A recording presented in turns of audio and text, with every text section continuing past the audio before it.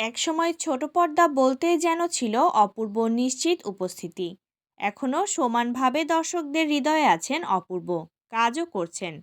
যদিও আগে যেভাবে তাকে পর্দায় দেখা যেত সেভাবে এখন আর দেখা যাচ্ছে না। পর্দায় অনুপস্থিতির কারণও ব্যাখ্যা করলেন একসময়ের আলোচিত এই অভিনেতা। সম্প্রতি এক অনুষ্ঠানে অপূর্বকে প্রশ্ন করা হয় তার হাতে কাজ নেই। উত্তরে অপূর্বর ভাষ্য, কাজ নেই, পাশে প্রযোজক বসে আছেন, তাকে জিজ্ঞেস করলেই হবে। তিনি সবচেয়ে ভালো বলতে পারবেন কাজ আছে কি নেই। এরপর অপূর্ব নিজেই বলেন যে তার কাজ আছে।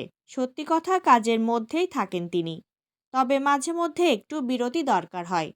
তিনি বলেন, বিরতিতে ছিলাম কিছুদিন, আবার এসেছি, কাজ করব, আবার বিরতিতে যাব, এরপর আবার বিরতি।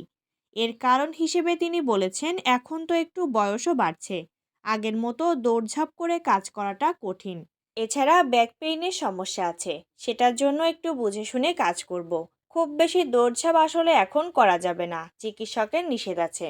বেশ কিছুদিন আগে অপূর্বর সঙ্গে ছেলের একটি ভিডিও বেশ আলোচিত হয়েছিল। সামাজিক যোগাযোগ মাধ্যমে ভিডিও প্রকাশের পর সেটি নিয়ে নানা নেতিবাচক মন্তব্যের মুখোমুখি হন এই অভিনেতা।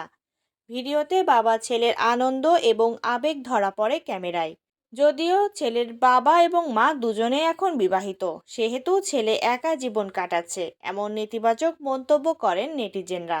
তবে চুপ থাকেননি অপূর্বর সাবেক স্ত্রী নাজিয়া হাসান অদিতি। এর কড়া জবাব দিয়েছেন তিনি। তিনি বলেছেন, ছেলে তার কাছেই থাকে, যখন ছেলের ইচ্ছে হয় বা সপ্তাহের শেষ দিকে বাবার কাছে যায়। এই বক্তব্যের পর অদিতির পক্ষে দাঁড়িয়েছেন বহু নেটিজেন। 2020 সালে অপূর্ব ও নাজিয়া হাসান অদিতির বিচ্ছেদের খবর প্রকাশিত হয়। 9 বছরের সংসার জীবনে আয়াস নামে তাদের এক পুত্র সন্তান আছে। বিচ্ছেদের পর দুজনেই আবার নতুন করে সংসারী হয়েছেন।